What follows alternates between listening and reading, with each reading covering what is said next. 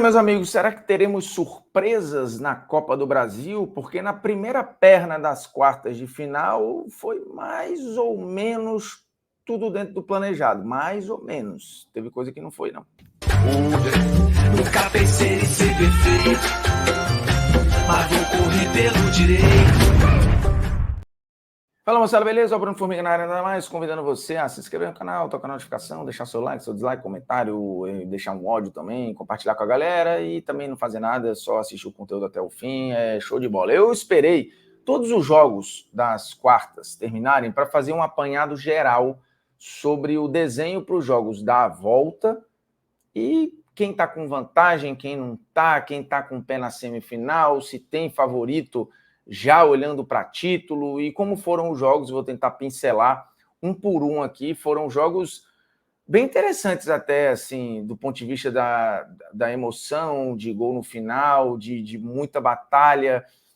Acho, inclusive, que os jogos da quinta, se bobear, foram mais legais que os jogos da quarta, né? E acho que o jogo mais decepcionante em termos de futebol jogado foi o São Paulo e Atlético Mineiro. Tem coisas a considerar aí. Eu acho que o que aconteceu com o Esquerdo, jogador do Nacional, né, que acabou falecendo depois no hospital, mas que teve o problema que teve no campo contra o São Paulo pela Libertadores no Morumbi, é óbvio que isso afetou os jogadores do São Paulo. Teve quem falasse sobre o adiamento do jogo e tal. Difícil, porque são competições diferentes, para você organizar o calendário é muito complexo, mas é fato que isso tem um impacto, e não só nos jogadores do São Paulo. A gente viu o De La Cruz, por exemplo, no jogo do Flamengo, com um olhar bem distante, assim, bem triste com o que aconteceu, porque toda vez que há um episódio desse com um jogador de futebol, você tem um efeito dominó em toda a cadeia do esporte, porque, enfim, você está olhando ali para o que deveria ser o suprassumo da saúde, né? O cara que treina, que é monitorado, que trabalha com o próprio corpo, e aí você vê esse corpo falhando no campo, é muito assustador de fato. Mas eu vou chegar nisso já já. Vamos olhando jogo a jogo, começando, vou pela ordem aqui, tá? Bahia 0, Flamengo 1. É uma pequena, grande vantagem para o Flamengo, que vai decidir em casa.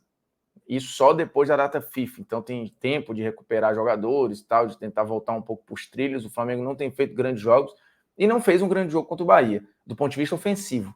Defensivamente, foi um jogo muito bom. O Flamengo correu pouquíssimos riscos, né? O Matheus, goleiro, precisou fazer uma, duas defesas um pouquinho mais difíceis, mas no geral o Flamengo tentou controlar sem a bola o time do Bahia, que é muito mais móvel, né? Tem um meio-campo de muita aproximação, é um time muito mais construtor do que o Flamengo, por incrível que pareça, e o Bahia exerceu isso no primeiro tempo, fez um primeiro tempo muito bom, mas de pouca pressão, né? Não botou o Flamengo nas cordas, não criou grande chance, e o Flamengo acabou achando seu gol com o Bruno Henrique. É um time com muito talento, está esfacelado por lesões, e aí o torcedor do Flamengo tem dois caminhos, né? Ele pode escolher olhar para, putz, podia jogar mais, esse time não me satisfaz, eu queria que jogasse um futebol muito mais legal, esse é um ponto. O outro é entender que está vivo nas três competições, a uma altura dessa do campeonato, em final de agosto, início de setembro, é para pouquíssimos. O Flamengo está aí e é favorito, né, na Libertadores contra o Peñarol,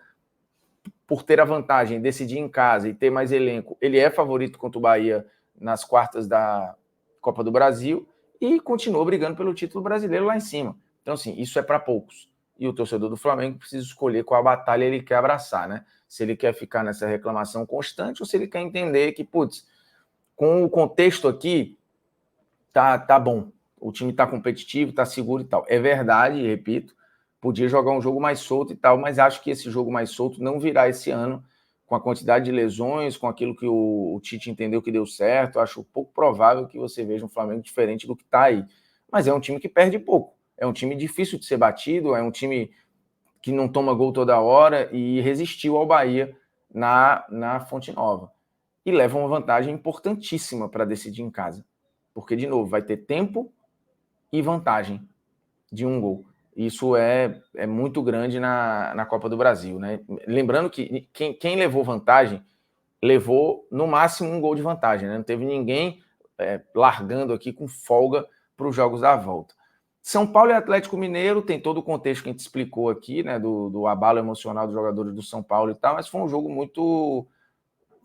pobre, né? Tanto do São Paulo quanto do Atlético, que travou aquilo que o São Paulo tinha de melhor, sofreu um ou outro susto ali, verdade, mas encostou uma marcação individual que meio que foi matando aquilo que o São Paulo pensa em fazer de melhor.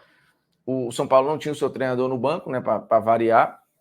O Zubeldia estava de novo suspenso, e isso é algo que tem que ser debatido, porque não é possível que um treinador leve tantos cartões, e você tem alguns que são marcados por isso, né? O Abel Ferreira toma muito, o Sampaoli tomava muito cartão quando treinava, principalmente o Santos lá em 2019. Eu sempre falo isso lá na TNT. O Sampaoli teve em 2019 mais cartões que o Felipe Melo, por exemplo, né? Um jogador de marcação, impetuoso e tal.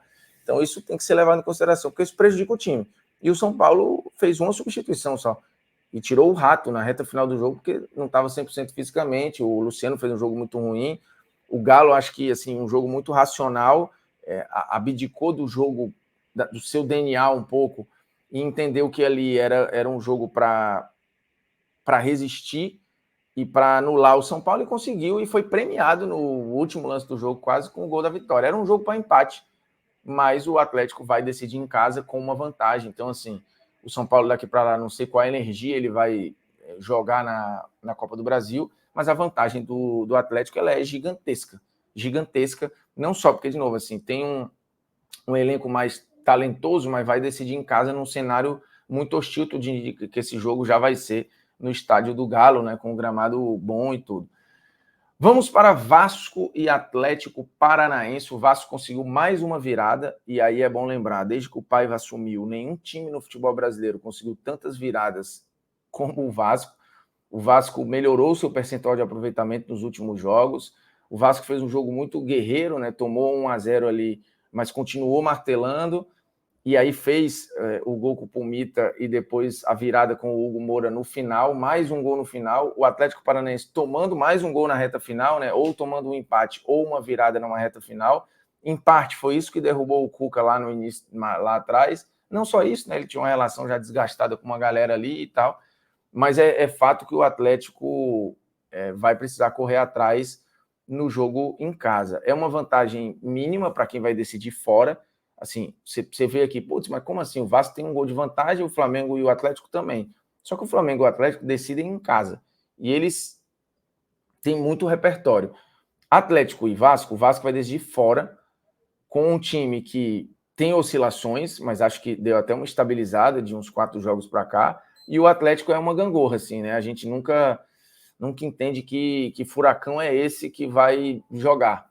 Nessa temporada, principalmente, tem tido muita oscilação, mas a vantagem do Vasco, ela é muito boa. Lembrando, o desenho para as semifinais é esse daí, tá?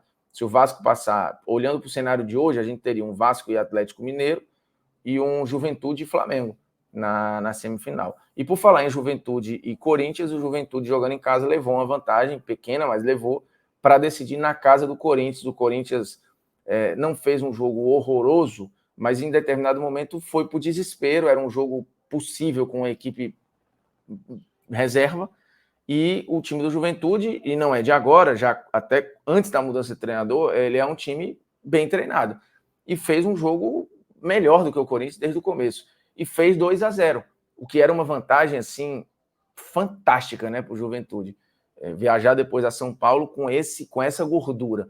Mas o Corinthians conseguiu um gol muito importante que mantém o time vivo, por mais que neste momento, claramente, não seja a prioridade do Corinthians a Copa do Brasil, e nem deve ser. E nem deve ser, porque o Corinthians está numa situação crítica no Campeonato Brasileiro e, sim, corre risco de rebaixamento. Portanto, o olhar do Corinthians deve ser para o Campeonato Brasileiro. Então, o Juventude tem uma chance aí de voltar a uma semifinal, eventualmente até uma decisão, sei lá, se podendo passar ali de Flamengo ou Bahia, enfim. O Juventude que não chega a uma decisão de Copa do Brasil desde 1999, né? Chegou e ganhou do Botafogo, inclusive foi campeão no Maracanã, né? Bom lembrar. Então, a gente tem esse desenho aí. Hoje seria Flamengo e Juventude, Vasco e Atlético Mineiro. Acho que dá para projetar que o Flamengo tem uma vantagem contra o Bahia e é mais time que Juventude e Corinthians, então ele tem um caminho. O Atlético e São Paulo, em tese, seriam favoritos enquanto equipe, né, como futebol jogado contra Atlético Paranaense ou Vasco.